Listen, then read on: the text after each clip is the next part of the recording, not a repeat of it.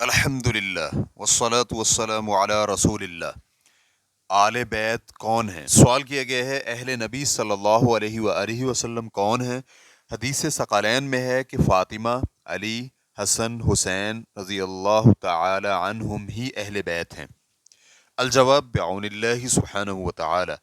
علماء کرام نے اہل بیت کی تحدید میں کئی ایک اقوال ذکر کیے ہیں۔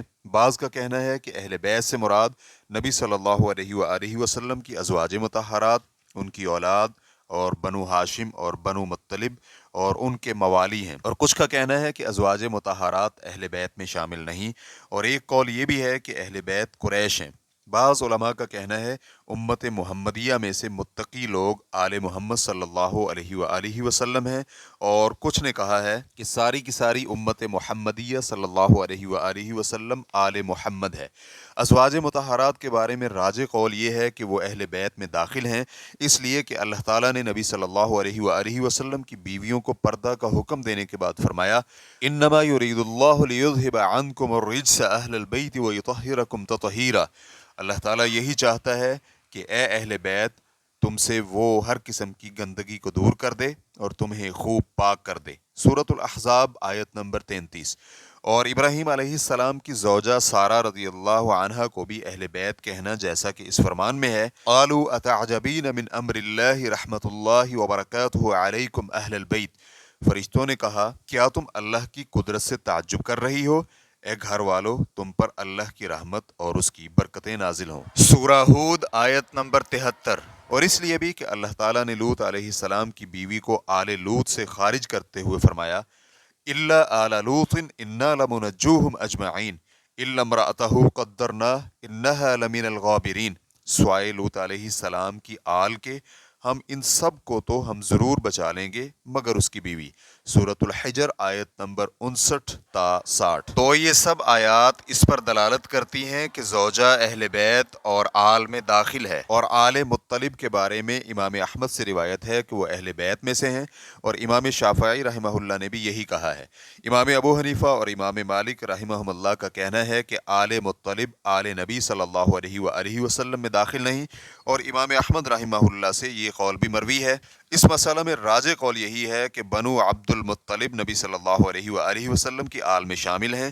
اس کی یہ حدیث دلیل ہے۔ جبیر بن مطعم رضی اللہ عنہ بیان کرتے ہیں کہ میں اور عثمان بن عفان رضی اللہ عنہ نبی صلی اللہ علیہ وآلہ وسلم کے پاس گئے اور ہم نے کہا اے اللہ کے رسول صلی اللہ علیہ وآلہ وسلم آپ نے بنو مطلب کو دیا اور ہمیں محروم رکھا ہے، حالانکہ ہمارا اور ان کا مرتبہ آپ کے ہاں ایک ہی ہے۔ تو رسول اللہ صلی اللہ علیہ وآلہ وسلم فرمانے لگے بلا شبہ بنو مطلب اور بنو ہاشم ایک ہی چیز ہیں۔ صحیح بخاری حدیث نمبر 2907، سنن نسائی حدیث نمبر 4067۔ اہل بیت میں بنو ہاشم بن عبد مناف جو کہ آل علی، آل عباس، آل جعفر، آل عقیل اور آل حارث بن عبد المطلب شامل ہیں۔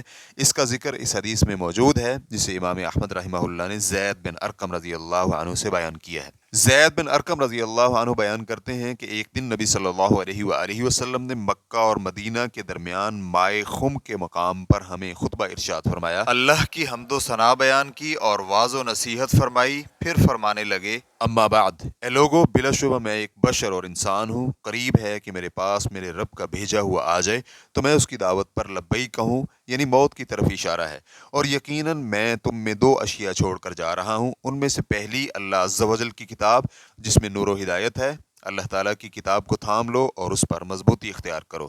تو انہوں نے کتاب اللہ پر عمل کرنے پر ابھارا اور اس میں رغبت دلائی اور فرمایا میرے اہل بیت، میں تمہیں اہل بیت کے بارے میں اللہ کی یاد دلاتا ہوں، میں تمہیں اہل بیت کے بارے میں اللہ کی یاد دلاتا ہوں، میں تمہیں اہل بیت کے بارے میں اللہ کی یاد دلاتا ہوں۔ حسین رضی اللہ عنہ نے کہا اے زید، نبی صلی اللہ علیہ وآلہ وسلم کے اہل بیت کون ہیں؟ کیا یہ ازواج مطہرات اہل بیت نہیں؟ تو انہوں نے کہا کہ ازواج مطہرات اہل بیت میں شامل ہیں، لیکن اہل بیت وہ ہیں جن پر نبی صلی اللہ علیہ وآلہ وسلم کے بعد صدقہ حرام ہے۔ انہوں نے کہا وہ کون ہیں؟ وہ کہنے لگے وہ آل علی اور آل عقیل، آل جعفر اور آل عباس رضی اللہ عنہم ہے۔ انہوں نے پوچھا کیا ان سب پر صدقہ حرام ہے؟ زید نے جواب دیا جی ہاں۔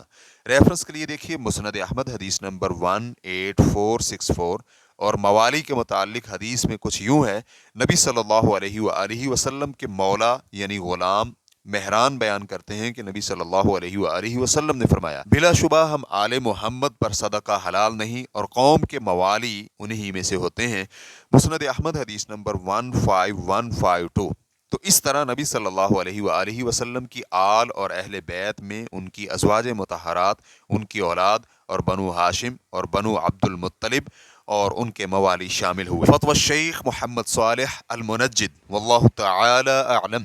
اسلام کیو اے ریکارڈنگز مؤسسۃ الشیخ محمد صالح المنجد، المملکۃ العربیۃ السعودیہ، فتویٰ نمبر 10055۔ والسلام علیکم ورحمۃ اللہ وبرکاتہ۔